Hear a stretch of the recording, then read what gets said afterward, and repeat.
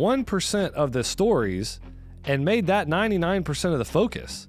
So it's like always talking about like, man, the one-on-one over coffee on the college campus, you're the coworker, you know, you don't need to take them to church to have the preacher like preach to them. And like, it should almost be like separated from the church, you know, like, you know, you're making a disciple if you keep them away from the church because you did it, you know, and I don't know, man, I think you and I are just kind of like, we throw our hands up a little bit because we're like, dude, that's 1% of the book of Acts. It's a very important part, but it's 1%. We shouldn't talk about it 99% of the time. We should realize that probably the same way the Spirit moved in the book of Acts is going to be now. This is Breaking Barriers, where we help pastors and churches grow so that they can go.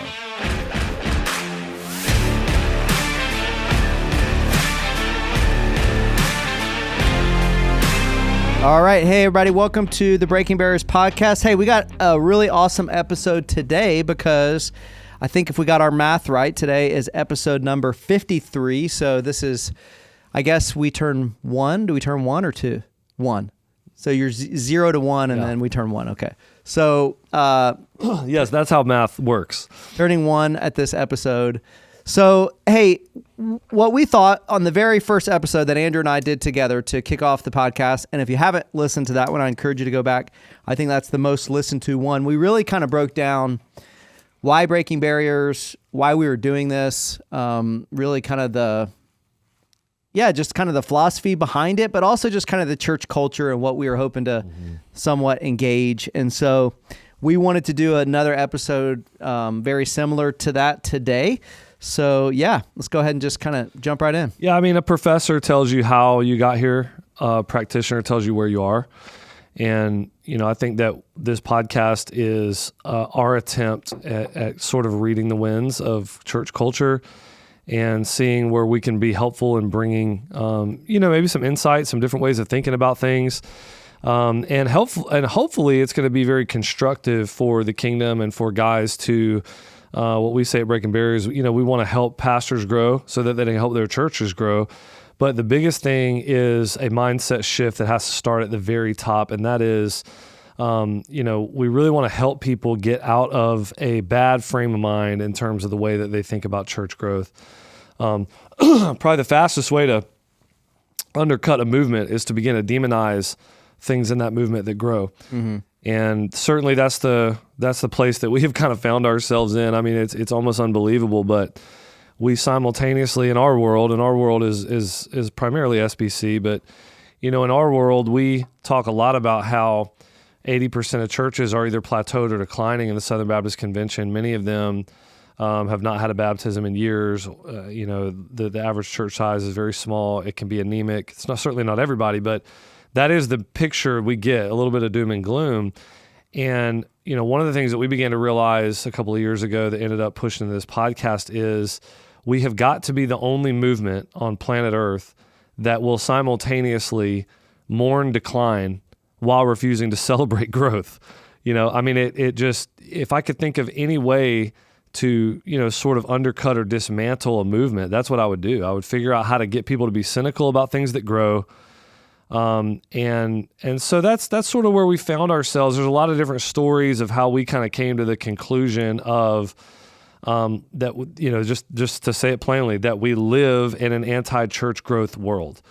That, people don't say it like that, certainly not, what they're going to say, but the vibe is, that if you're concerned with goals, if you're concerned with numerical growth, if you want to see things like websites and money, grow and you want things to be up and to the right, that you are unspiritual and are probably not quote unquote discipling people, however people want to define what that is. It's not a discipleship's not a Bible word. So we're kind of, we're getting to define it however we want to. So anyway, I think that's sort of where we found ourselves a little bit in a culture like that. And for me, that's not, reading a culture being wrong is not a reason enough for me to want to be like a prophet to stand up and maybe try to say something about it. But when I begin to see how bad I think it hurts churches, I think it hurts pastors. I think that bad thinking around this stuff way up top will end up permeating everything they do.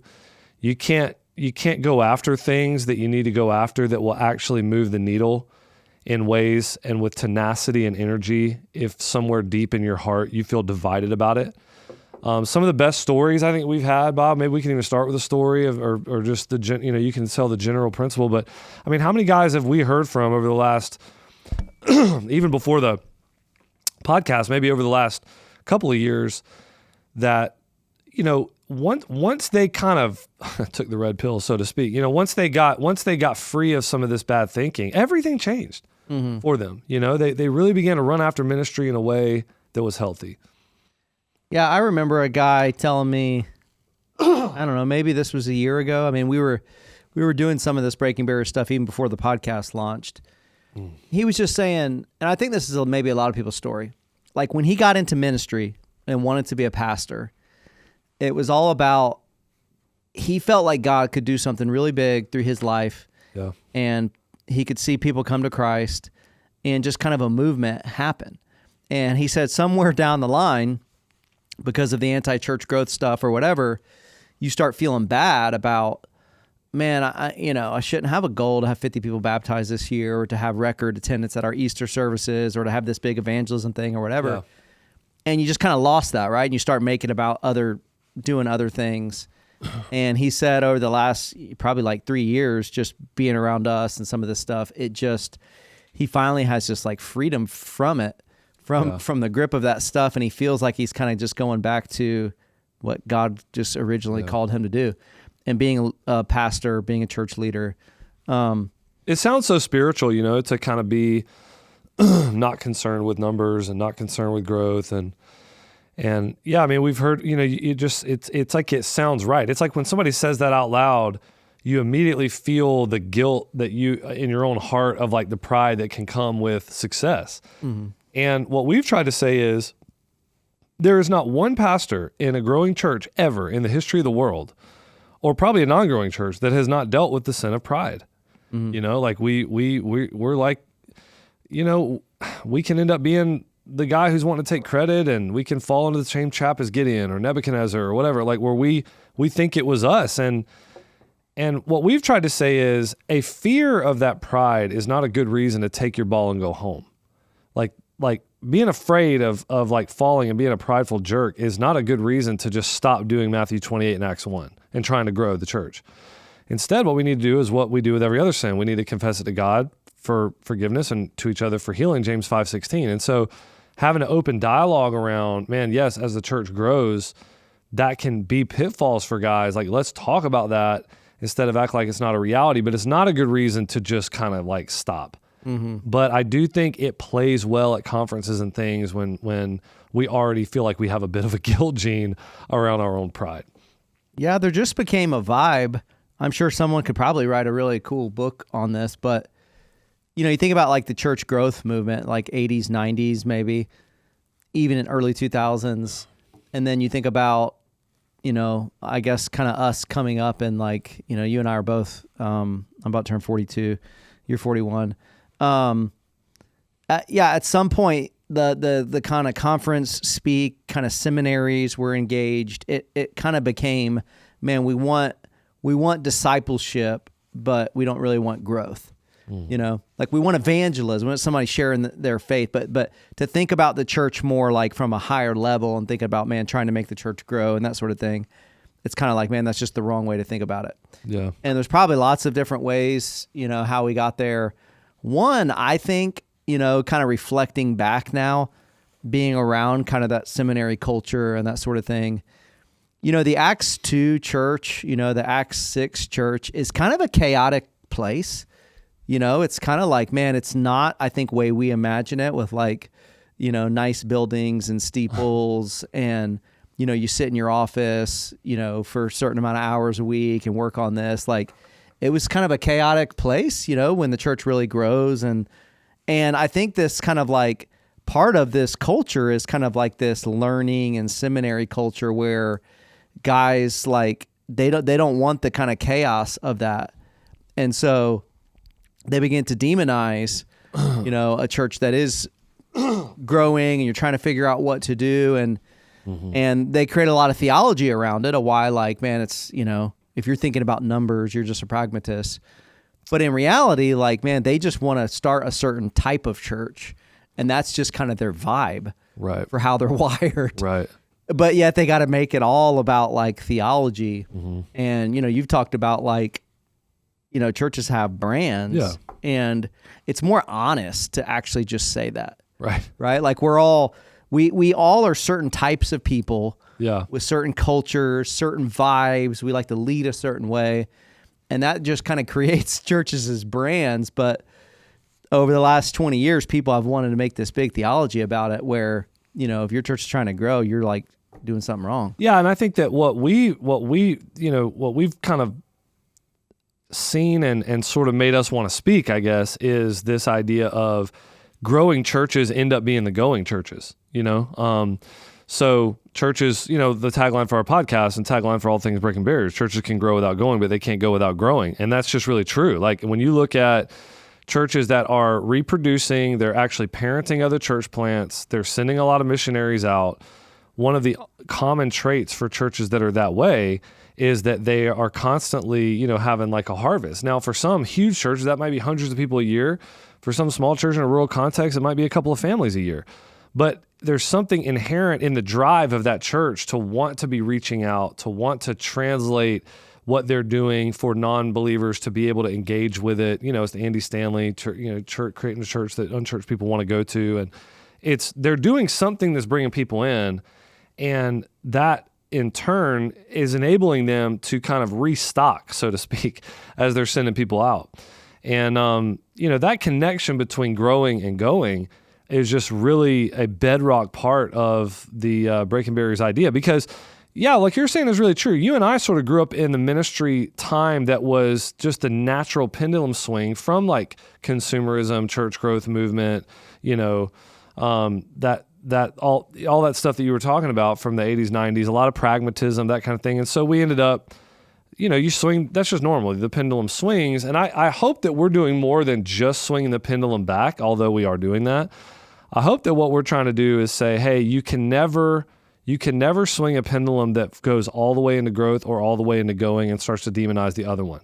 Like you got to hold these two things together. And one of the things we learned at the Summit Church in Raleigh-Durham that I'm grateful for is just that idea of tension and balance. Mm-hmm. And that's what we're trying to say is like growing and going, they go together. And if you're interested in sending, which I think why sending is so celebrated, although growth is so demonized, is because sending is seen as the ultimate form of discipleship. If somebody's willing to move their life to another country, if they're willing to move their life on a church plant, then certainly they were discipled. And so we like the idea of sending, but we just don't like the idea of growing. And I'll say this, we're very pragmatic people. We're very pragmatic in the way we think about church. And it's just a reality. Like we noticed at our 10-year anniversary that for every one person we had sent to the mission field, we had baptized 10 people. And for every one person we baptized, we'd seen 10 first-time guests.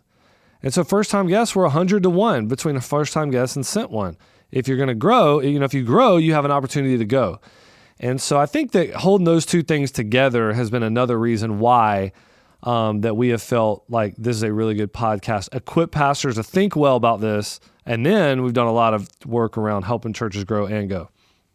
Yeah, I mean, one of the ways that I have framed this is you think about like in Acts chapter 2, which, probably no matter where a church is at, they're like, okay, yeah, we affirm that. We want to be Acts chapter 2 church, Well, you look at the end of Acts chapter 2, and we did this. We were planning a church, and we have created our flywheel around this, Acts 2:42 through 47, that's the last verse of the chapter. That's like what church is, right? It's, meeting together in the temple, meeting house to house, living with generous hearts, and then God adding to their number, which means they were evangelizing, they were sharing, and the thing was growing. Well, people are like, yeah, we want that. Like, we want that sort of discipleship where people are being generous, they're going deeper, they're in community. Well, you go look at Acts chapter 2, and you look at verse 41. Everything to verse 41 is, the day of Pentecost, Peter preaching this sermon. Like, everybody knows, like, man, preaches this sermon. You have 3,000 people get saved. You have people get baptized. Like, that's everything, verse 1 through 41. And then in most Bibles, there's like a non-inspired kind of header that's put in right there between verse 41 and verse 42. And so what happens a lot of times is like, man, all these churches, and we talk with guys, we coach guys, planting churches. They're, man, we want to be all about this stuff, right? All about being in community and being generous and all this stuff. And we're like, man, that's how we were too. And that's how we tried to design the church. But you got to be like, okay, but where did those disciples come from? Like, we know we had like the 11 disciples, but like, I mean, all of those people that are kind of being the church in verse 42 through 47, you got to say, where did they come from? They came from the crowds from Peter's sermon. Right. And so that is our whole point. We're trying not to separate like, hey, the disciples that's going to make this huge impact and live on mission and do all this stuff, they come from the crowds. Mm-hmm. So we don't want to demonize the idea of first-time guests, big Easter services, big Christmas services, trying to reach new people. Many of those people are not mature. They're only coming to your church at Christmas, or they're only coming at Easter. We don't want to demonize them personally. Right. Like, the way you're going to get those disciples that are going super deep, it's from these crowds of people. Yep. Most of them don't know Jesus. And so the strategy for a lead pastor, the strategy for a church needs to be about all of it. Right. Right? Man, we got to be really good. We got to be real winsome sort of people to reach non-believers. And we got to be really good with systems and discipleship to grow those people. And for some reason, those two things have just been like separated. Yeah. And it's like, man, the evangelism of the day is really teaching people to do one-on-one evangelism, which is great. I mean, that's awesome. That's in the Bible, right? Like the Philippian jailer, or, you know, you think about the woman at the well, and I get that. We want to do that. But at the same time, you can't act as if 99% of the people that got saved in the book of Acts, it happened when there was a preacher and the Holy Spirit and a crowd. You know, now maybe sometimes that crowd was 15 or 20 people. Sometimes it was thousands, but that is like the way that the Spirit was working in Acts. It was in both one-on-one evangelism. Got it. It was also in the crowd. But what we've done is we've taken what was the 1% of the stories and made that 99% of the focus. So it's like always talking about like, man, the one-on-one over coffee on the college campus, you're a coworker, you know, you don't need to take them to church to have the preacher like preach to them. And like, it should almost be like separated from the church, you know, like, you know, you're making a disciple if you keep them away from the church because you did it, you know, and I don't know, man, I think you and I are just kind of like, we throw our hands up a little bit because we're like, dude, that's 1% of the book of Acts. It's a very important part, but it's 1%. We shouldn't talk about it 99% of the time. We should realize that probably the same way the Spirit moved in the book of Acts is going to be now, which is most people get saved when there's somebody preaching and there's a crowd and there's the Spirit, you know?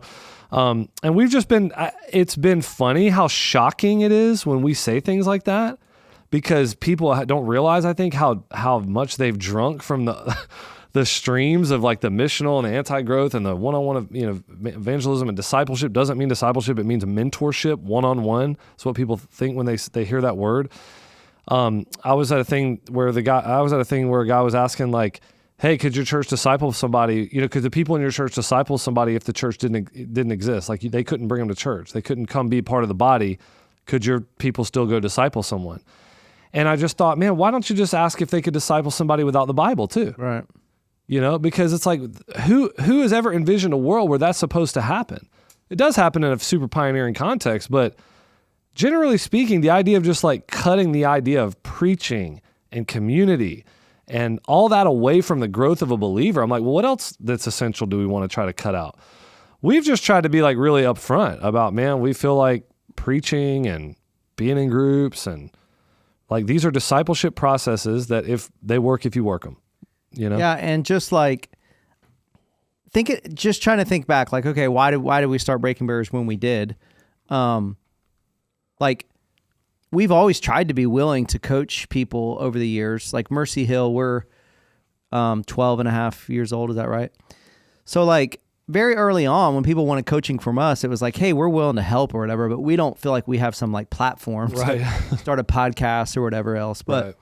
I do think as we've grown and then we've started to plant churches, right? So you have like children and you're thinking about having like grandchildren. You do have to think about like, okay, what do we believe and how do we help them with this? Some of this is just practical too. Like, you know, I remember the really super old book now, but the book Planting Fast Growing Churches, where this guy did he does a D-Men research project on, man, what's the difference between churches that like exist 20 years from now and churches that die in the first 5 years? And it's like, okay, anybody hearing this, like, yeah, we want our church to be exist 20 years from now, to have that sort of. And the main point was, man, when churches grow beyond 200 people in the first 5 years, they're like 90% likely to, be here 10, 15, 20 years from now. When churches don't in the first 5 years, they're like 90% likely to die in the next 5 years. And it's just like, man, that's very practical, but it's like, man, the church has to grow for this thing to work long term. Right. I mean, it's just as simple as that. It's like, man, if you're trying to be in vocational ministry and it's like, you need a building, right? I mean, you have a budget of what you're trying to do. You need people to serve. Like, it's just, you cannot, it's going back to the very beginning, what you say, like, man, we kind of are in a denomination that at times can just mourn all the churches that are dying in every single area. We're in the South. I mean, it's just like there's churches everywhere that are like every year dying. Yep. So it's like, man, that's horrible. That's so sad. But then when a guy stands up and wants to talk about his church growing or a strategy for that or how we can be better with that, then they're demonized. And it's I mean, like, we've said, like, for whatever reason, I mean, we both got, I love seminary, like our seminary was awesome. I mean, we all love it. I mean, freaking love it. But it's like, I do think it's funny that I look back now and I'm like, man, I got 96 hours MDiv and I never had one class on church growth. How much could you and I have benefited from someone to say, like, hey man, budget, vision, leadership skills. Like, hey, you want to read the Bible to plant a church. Like, I totally understand that. But, let's say you were a farmer. Like, if you're a farmer, you may want to read some books on regenerative agriculture before you just go farm. If you're a pastor, you may want to read some Jim Collins, before you just go try to lead a staff of 20 people. Like, we feel like, man, God is just it's so abundant in his wisdom that we have so many things that we can learn, that we can bring it to bear upon, the organization of the church. And we just don't have any problem with that. But yet, in seminaries, man, we don't have any kind of church growth stuff. We talk about, man, our denominational stuff. You'll go to a conference and there's a breakout for everything under the sun except for church growth. Like, if you just said, hey man, at this conference, at this convention or whatever, we're going to have 10 ways to grow your church by 100 people in 2025. That would be like, it would make news. Oh, church growth, it's all about the number. The pastors conference this year, we tried so hard to like keep these things together. Growing good, going. I mean, the whole time. And one guy made like one statement, but the preachers did a great job. All of them did. They really tried to stay on message. I feel like they honored me. But one of them said like one thing, like, which is true. He's like, man, you could build a crowd without building a church. I mean, he said one of those lines. It was the biggest amen in the whole room. And I just remember thinking, like, man, statistically, how many of these churches are not, they're plateaued or declining, and yet the thing that we're amening is it's not about the crowd, And I think what I've said a lot is like, we keep telling people like, man, don't worry about your weekend attendance. Don't worry about your weekend attendance. And I'm like, guys, look around. The message has gotten out, And I mean, I don't, it's just like, by and large, we're not. And the fruit is evident. I mean, it's like some of this stuff I think is bad thinking around it has produced what we're seeing in some of this decline. And I know people would argue about that. I mean, there's guys that would argue and they'd say, well, the heyday of this stuff was the 80s and 90s church growth and, and we're still declining. I mean, I totally understand that. But from what I see, I can't understand why people wouldn't try very hard to learn about ways, God-honoring ways that they can be consecrated pragmatics to get their churches kick-started again so that we can get to the ultimate goal, which is sending people all over the world. Yeah, because for you and I, like, we're not like business people that are like dressed up like pastors, Like, we both went to seminary. Yeah. I did a PhD. It's not like we have this like crazy strategic business background and we're like, man, let's go grow like a big church. Like, we're just totally on like the seminary ministry path. Mm-hmm. We just realized like very early on, like, man, as the church begins to grow, like, it's very important to think about these things in a way that's honoring to God. There's tons of principles in the Bible about vision, about leadership. So it's not like it's all even pragmatism. Like there's tons of amazing leadership stuff in the Bible.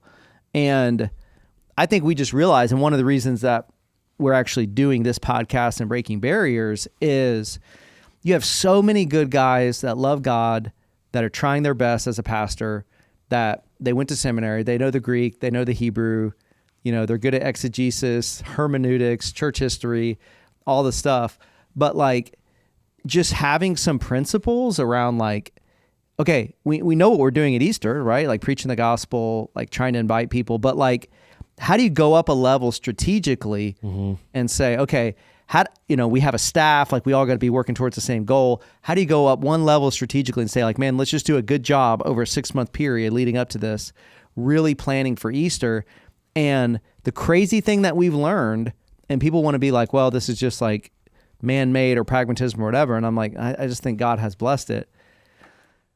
When guys think about this stuff better, and we have seen so many examples now, even through the Breaking Barriers cohort we're doing, when guys choose to think about this stuff better, sometimes they just see results. Like you just couldn't even believe some of the results that they see, like, hey, we've been doing Christmas a certain way. We've been doing our fall launch when people come back after the summer and kids go back to school. Man, we put some more strategy around that fall launch. And now all of a sudden, man, we saw a dozen brand new families come to our church. Right. I mean, we've seen that around so many different issues. And that's ultimately why we're doing this. Yeah. I mean, I remember one of our guys in the cohort, said, we were doing big Easter plans, for example, and we just brought him the idea. We're like, hey man, in our church, we do our first college service of Easter weekend on like Tuesday before they all go home, and just do it on campus or whatever, and it was like, oh man, I never really thought. And then next thing you know, they do it like for Easter, they do an Easter service on like that Monday or Tuesday night. Hundreds of kids come, dozens of them get saved. It's just like is that people want to demonize that as being pragmatic because you don't have a verse in the Bible that tells you to do your college ministry early. And we've just been very much like, hey man, we're so over that. It's like every church in the world is pragmatic. You got websites, you got back end stuff that you do for giving. Like you do announcements, you organize things a certain way. We just want to be pragmatic in a way that actually helps people do it well, so we can grow. Yeah, we're trying to just like reframe some stuff. Because like you said, like I would say everybody's generally pragmatic in the same way, or they're pragmatic in some way, but some guys in sort of the anti-church growth stuff, they want to kind of like, they want to grab a Bible verse and put it on everything that they're doing instead of just saying, hey man, I heard Josh Howerton recently say this in a podcast. I thought it was really good. He's like, man, we have a Bible and we have a brain. I'm like, that's a good way to think about it, right? Right. But it's like you're trying to do what's in the Bible, but you also have a brain. Like, man, let's organize the thing the best that we can.